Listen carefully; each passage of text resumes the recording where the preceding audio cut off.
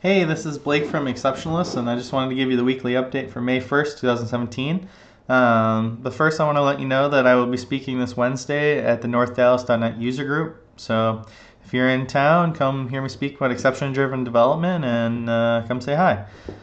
So this week in the Exceptionless project, we worked mostly more on emails and improving our notification emails because we feel that that's really important. So we did two things this week. We made massive improvements to the daily summary email, so we'd love your feedback. But basically, it looks like this. So this is our test email. So we added the like account, unique, and new. Obviously, this is a sample email, but if you look at Outlook, we also have like the most frequent, and we'll have newest if that's available if you have new errors. So we'll show you if it's regressed, etc. So check that out, and we learned quite a bit. So also we added support for JSON LD, which is JSON schema. Basically, it's not a standardized thing, but I hope someday it is. It's basically what, if you use Gmail, it gives you those nice click to actions, like so you don't even have to view the email. So when that's approved by the Gmail team, we're in final verification phase right now, that will automatically go live for anyone who's using Gmail. So that's great.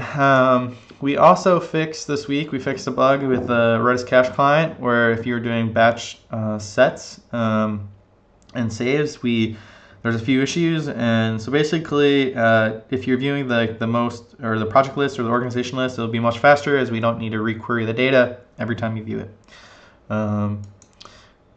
So then this week in Foundatio.Repositories, we had an issue where we found out we were ignoring the JSON, the version on version documents when we inserted it into the cache. So it was correct coming back from Elasticsearch, but it was not correct when we got it back from our cache. So we are now serializing the version every time, and we will be looking into a better solution to where we don't have to store the version in our Elasticsearch index because we don't need it stored twice.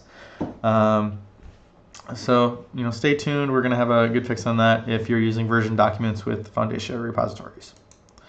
Finally, on the Foundatio.Parsers, Eric made some really good changes this week that I've been really happy about.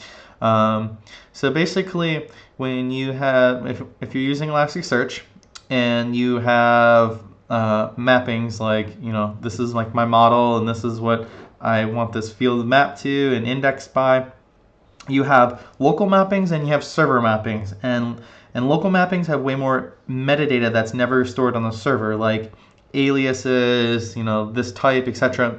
Different very metadata. And so basically what happened before is if the local mapping didn't contain like the field we were looking for, we'd go get the server mapping to try to get the most up-to-date version, and then we would look at the settings, which would be bad because as soon as you get the server mapping, you would override any local metadata.